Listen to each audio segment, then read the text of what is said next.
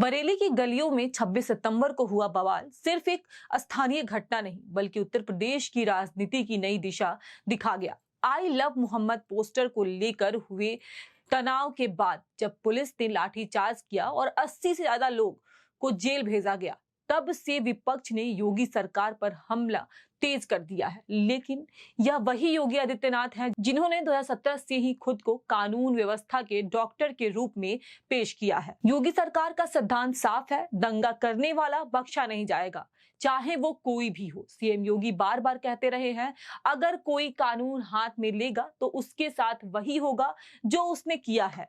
यही कारण है कि जब भी राज्य में हिंसा या उपद्रव हुआ है, चाहे वह सीएए प्रदर्शन, हाथरस विवाद, लखीमपुर हिंसा या अब बरेली का आई लव मोहम्मद मामला हो, योगी सरकार ने प्रशासनिक इलाज किया है और वह भी अपने अंदाज में। मगर विपक्ष को यही इलाज का तरीका खटक रहा है। सहारनपुर से कांग्रेस सांसद इमरान मसूद का बयान इसका उदाहरण है। उन्होंने कहा, कावड़ पर जो उत्पाद मचाया गया उन्हें तो हाथ भी नहीं लगाया गया, लेकिन आई लव मोहम्मद का पोस्टर दिखाया तो टांगे तोड़ दी गई। ये तो नफरत है। कांग्रेस प्रवक्ता सुरेंद्र राजपूत ने भी सरकार पर हमला बोलते हुए कहा, आई लव मोहम्मद के नाम पर नफरत पैदा की गई, यह अक्षम्य अपराध है। विपक्ष जब मरहम लगाना चाहता है तब भी उसे रोका जा रहा है। वहीं समाजवादी पार्टी के अध्यक्ष अखिलेश यादव ने भी कहा, सरकार बरेली की जनता पर दमन चक्र चलाकर कुछ हासिल नहीं कर पाएगी, पीड़ित जग चुका है।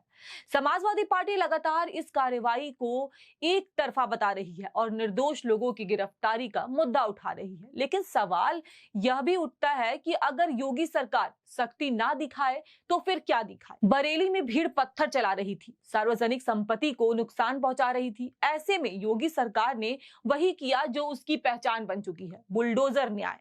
राज्य में कानून व्यवस्था को लेकर योगी की छवि पहले से ही जीरो टॉलरेंस वाली रही है। उनके समर्थक कहते हैं कि पहले यूपी में दंगा उद्योग चलता था, अब डर का माहौल है, वो भी कानून का डर। दरअसल यही फर्क है योगी और बाकी दलों के बीच। योगी आदित्यनाथ जहां प्रशासनिक सर्जरी से इलाज में विश्वास रखते हैं, वहीं कांग्रेस और समाजवादी पार्टी इसे राजनीतिक प्रतिशोध बताती है। बरेली की घटना के कई दिन बीत चुके हैं, लेकिन विपक्ष के बयान थमने का नाम नहीं ले रहे।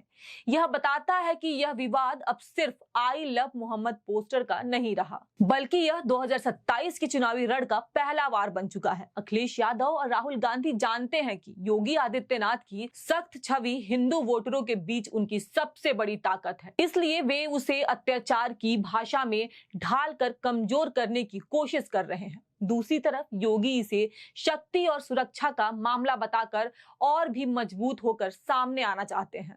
ये तो साफ है कि बरेली की इस आग में सिर्फ मकान नहीं जले, बल्कि उत्तर प्रदेश की राजनीति के भविष्य के रास्ते भी रोशन हो गए। अब मैदान तय है। एक तरफ योगी आदित्यनाथ अपनी सख्त छवि के साथ कानून के रक्षक बनना चाहते हैं और दूसरी तरफ विपक्ष उसी शक्ति को नफरत की राजनीति कहकर भुनना चाहता है।